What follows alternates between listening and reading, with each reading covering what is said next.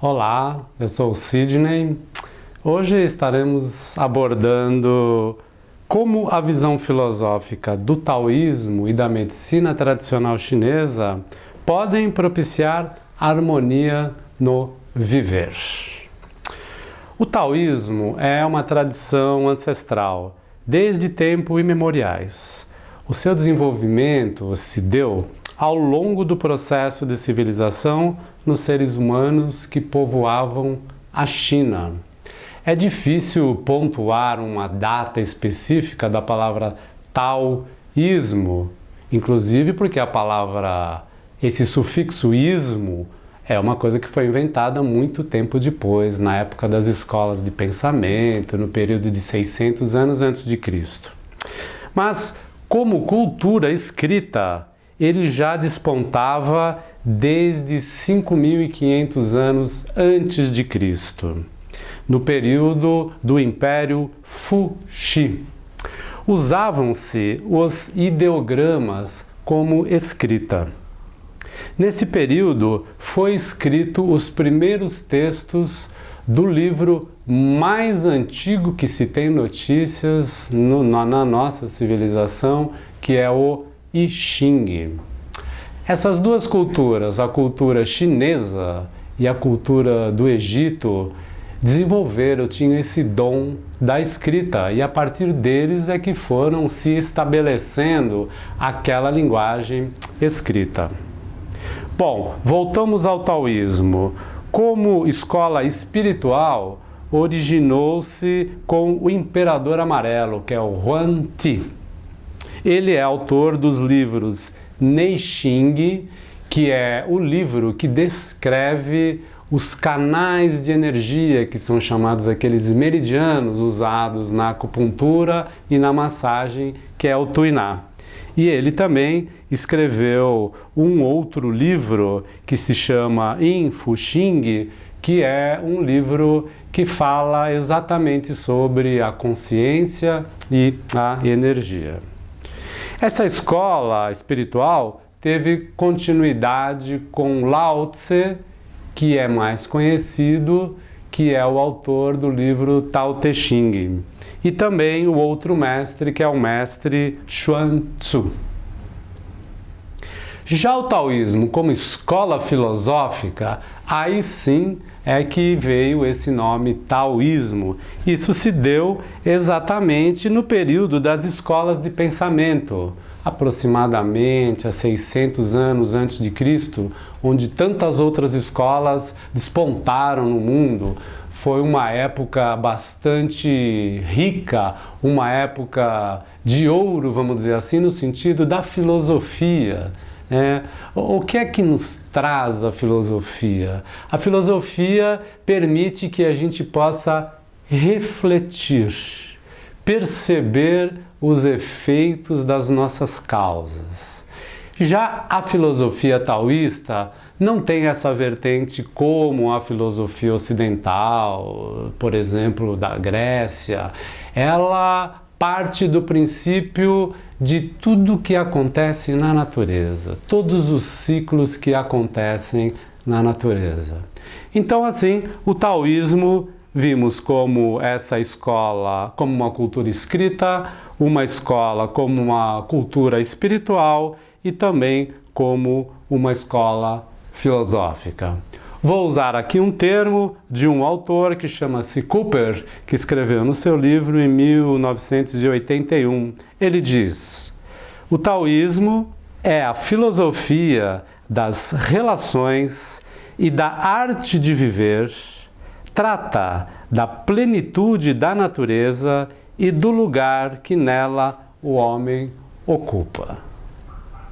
Então, no taoísmo, não há uma separação da espiritualidade, da filosofia e da ciência.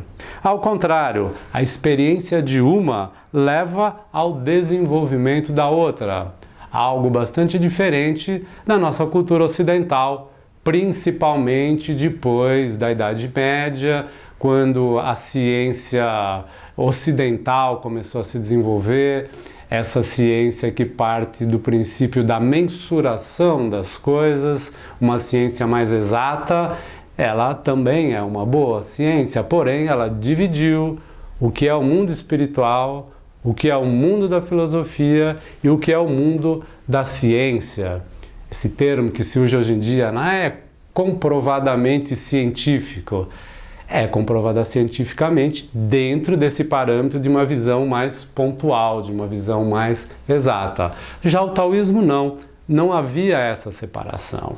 Então, quando se pensava de um aspecto da ciência, por exemplo, o efeito que tem quando você pressiona ou quando você insere uma agulha num ponto do seu corpo, não se pensa exatamente só o efeito físico que ele vai ter.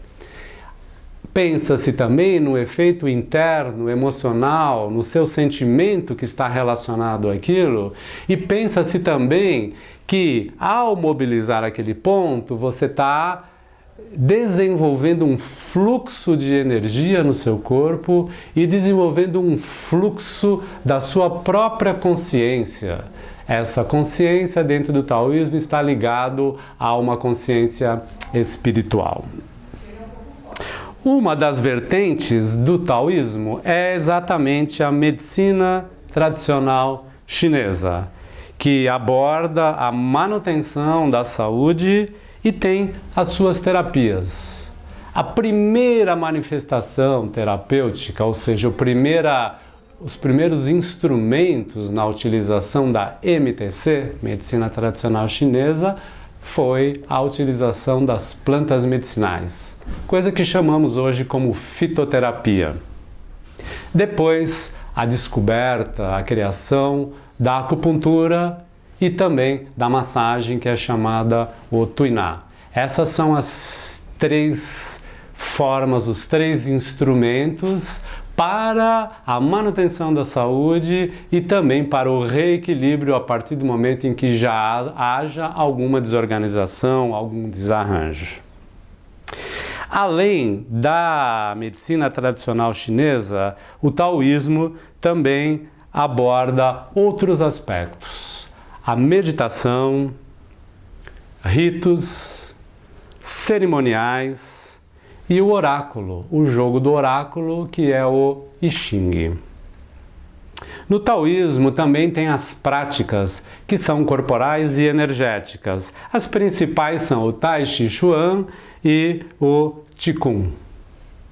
E também tem as artes do taoísmo, abordamos algumas como astrologia, numerologia e o Feng Shui, que trabalha com a energia dos ambientes.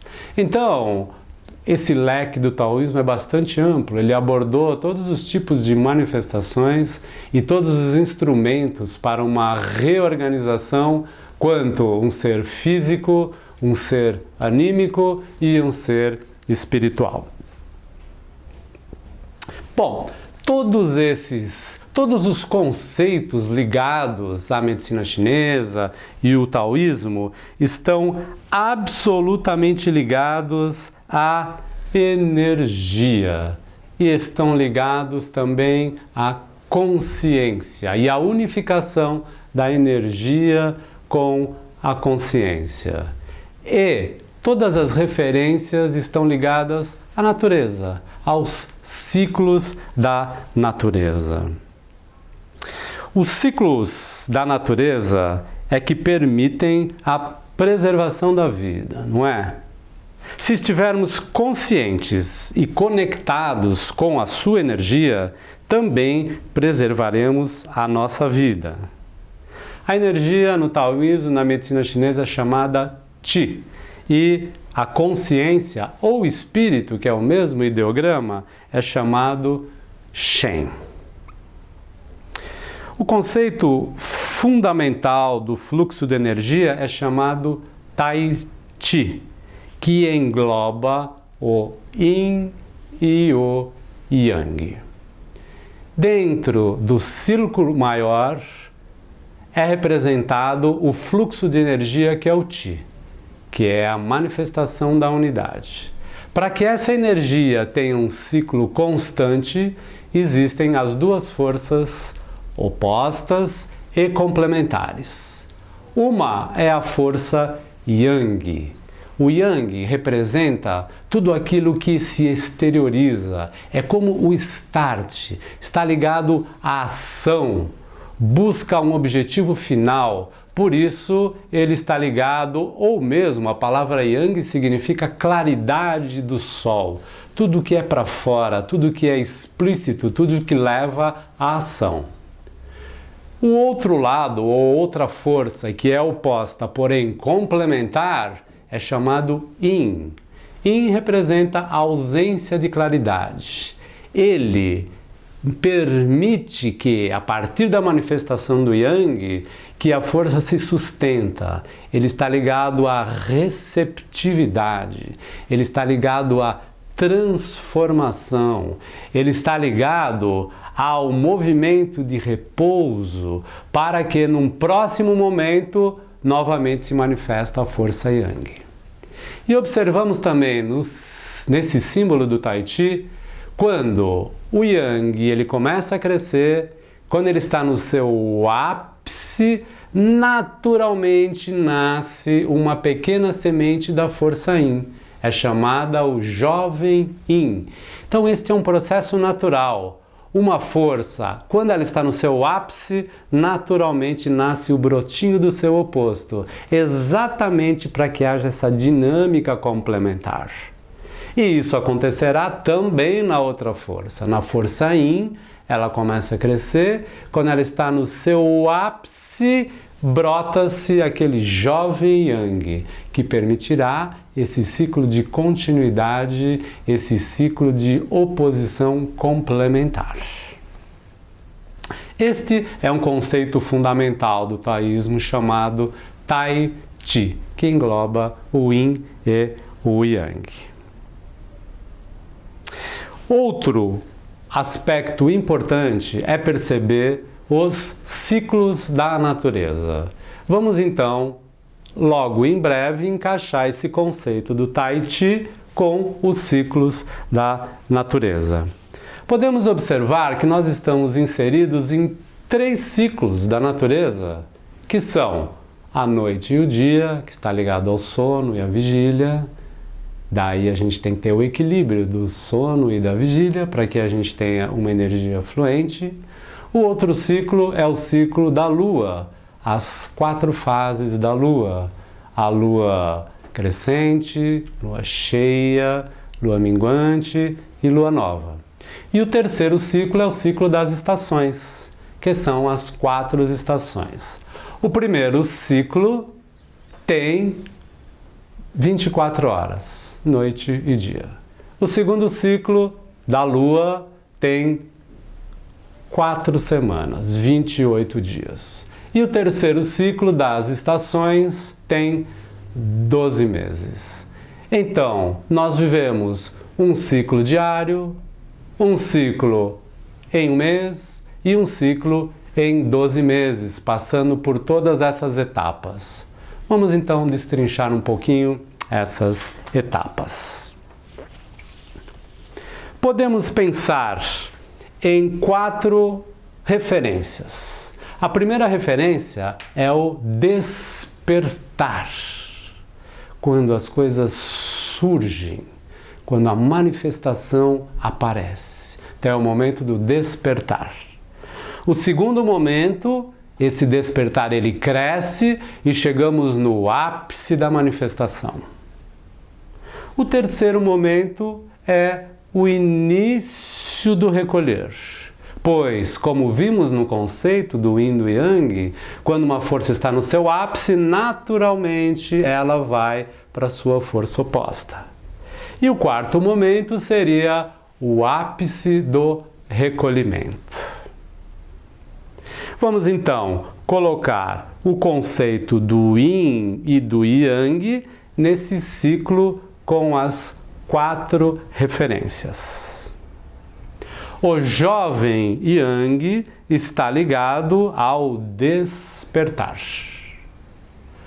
O Yang está ligado ao ápice da manifestação. O jovem yin está ligado ao início do recolher. E o yin está ligado ao ápice do recolhimento. Vamos agora associar essas fases aos ciclos. Aquele ciclo que nós vimos de noite e dia, com 4 referências. A alvorada, às 6 horas da manhã, está ligado exatamente ao momento do despertar. O ápice do dia, ao meio-dia, está ligado ao ápice da manifestação. O ocaso, às 18 horas, está ligado ao início do recolher. E a meia-noite está ligado ao ápice do recolhimento. Vamos agora colocar o outro ciclo das luas. A lua crescente ligada ao despertar, a lua cheia ligada ao ápice da manifestação, a lua minguante ligada ao início do recolher e a lua nova ligado ao ápice do recolhimento.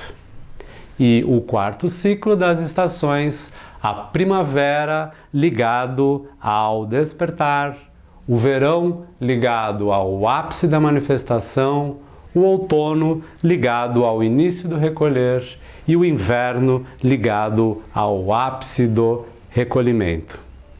Chegamos assim a esse ciclo, incluindo os 3 ciclos onde estamos inseridos, junto com o conceito do Yin e do Yang. O que é que isso traz para nós? Como podemos trazer para a nossa vida? Sim, em cada um desses momentos, do dia, da noite, da lua e das estações, o nosso pulso é o mesmo. Em dado momento, nós temos um pulso de acordar, de criar, de começar a manifestar alguma coisa. No outro momento, nós estamos na sua força explícita para fora, se comunicando com o mundo, no nosso entusiasmo. Já no outro momento, é o momento de recolher, porque se não houver esse recolhimento, a nossa energia vai se desgastar, aquele quantum de energia que a gente tinha vai se desgastar. E aquele quarto momento é o momento de se interiorizar, pois se a gente não se interioriza, nós não apreendemos as experiências já vividas. E continuando, o que mais pode trazer para nós na percepção desses ciclos, nesse nosso objetivo, nessa nossa conversa para um bom viver? Vamos agora pensar esses ciclos colocando essas estações e acrescentando mais alguns outros fatores. Vamos iniciar então com a primavera. Qual é o pulso da primavera? A primavera, dentro do conceito da medicina tradicional chinesa, está ligado ao elemento madeira. É aquele que cresce, que desponta, que tudo vem para fora, que tudo se manifesta. O potencial que nós temos como pessoas anímicas, o que é uma pessoa anímica? É aquela pessoa que tem os seus sentimentos. A nossa experiência maior como seres humanos é a vivência das nossas emoções e dos nossos sentimentos. Qual é a força que temos que fica acirrada na primavera? É a força colérica. É a força de ir para frente, é a força de seguir um projeto que vem no nosso ser, ou na nossa mente, ou na nossa ideia. A emoção relacionada é a isso, é aquela capacidade que chamamos de raiva. A expressão que temos é a raiva, ou seja, a raiva ela pode ser vista como algo destrutivo quando ela é projetada em alguém, mas a raiva está ligada à nossa capacidade de determinação. E Cada um desses aspectos que estaremos vendo, ele está ligado a um aspecto que é o fluxo de energia que circula no nosso corpo e estará ligado a 2 meridianos, que são aqueles canais de energia que nutrem os nossos órgãos. Na primavera está ligado ao fluxo de energia do fígado, que a abreviação é F, e a vesícula biliar, que a abreviação é VB. Passamos agora para, a partir da primavera, que é o momento de despertar, para o ápice da manifestação. A estação é o verão. O elemento é o elemento fogo. O potencial que temos é o potencial do entusiasmo, aquele que faz com que a gente se comunique, aquele que faz com que a gente traga para o mundo aquela nossa ideia, aquela nossa determinação. A emoção que está ligado é exatamente a nossa euforia. A nossa euforia muitas vezes pode nos prejudicar quando ela for ao seu extremo, mas por outro lado temos aquela euforia natural, como as crianças têm. E a expressão é exatamente essa, né? Como se comunicar com o mundo através desse entusiasmo e dessa euforia. Os meridianos, esses canais de energias ligados, é o coração e o intestino delgado. O coração, a abreviação é C, o intestino delgado é ID. Passamos agora para o terceiro momento. Anteriormente, nós fizemos um diagrama com 4 referências, né? Aquilo que despertava, o ápice, o início do recolhimento e o ápice do recolhimento. Esse conceito que estamos vendo agora, chamado conceito 5 movimentos ou 5 elementos, ele engloba uma quinta estação, é chamada como a quinta estação. Essa quinta estação é exatamente a passagem entre o verão e o outono. Ele se diferencia, pois há o calor do verão, mas já há a umidade. Aqui no hemisfério sul, onde estamos, no Brasil, é exatamente o período de março, né? São aquele famoso as águas de março, né? Que são as chuvas, né? Que é a umidade. Então essa quinta estação é chamada exatamente, né? A quinta estação, e o elemento é o elemento terra. O elemento terra traz o potencial da transformação. O potencial que temos é exatamente essa capacidade que o ideograma chinês é chamado como ansiedade, mas não como ansiedade no seu aspecto negativo que nos estressa, não. Ansiedade como seguir o caminho, como força, como vontade para seguir o caminho. Então, esse é o nosso potencial, essa é a emoção que desponta nesse momento de transformação. E os meridianos ligados é o baço pâncreas, a abreviação é BP, e o estômago, a abreviação E. Na sequência da quinta estação, chegamos então naquele momento do início do recolher. A estação é o outono, o elemento é o elemento metal, e o potencial que temos, a tradução de ideograma é angústia. Para nós ocidentais, a palavra angústia significa algo ruim que ninguém quer ter, mas não é exatamente seu significado nessa visão da medicina chinesa. A palavra angústia significa sentir, a capacidade de sentir, a capacidade de refletir. Essa é o potencial que a gente tem, e a gente tem essa capacidade, essa emoção através da nossa própria reflexão. Os meridianos ligados é o pulmão e o intestino grosso. A abreviação de pulmão é P e de intestino grosso é IG. E agora chegamos no momento do ápice do recolhimento. A estação é o inverno, o elemento é o elemento água. O potencial que temos é o medo. Poxa, parece estranho alguém dizendo um o medo ser um potencial? Sim, o medo é um potencial. Imagine se você não tivesse medo, se nós não tivéssemos medo. O medo serve como uma sinalização. Ele permite que a gente veja onde são os bons caminhos, aonde é o perigo e aonde a gente não deve ir. O problema do medo é que quando ele fica retido em nós, quando nós formos dormir com medo, acordar com medo, esse sim é o medo que vai desfazendo a nossa capacidade de força de seguir o caminho. Pois o significado do medo ele é pontual, ele serve como uma sinalização, a gente age de acordo com isso e segue o caminho. Os meridianos ligados ao elemento água exatamente são sistemas de águas do nosso corpo, que é o rins e a bexiga. A abreviação de rins é R e bexiga B.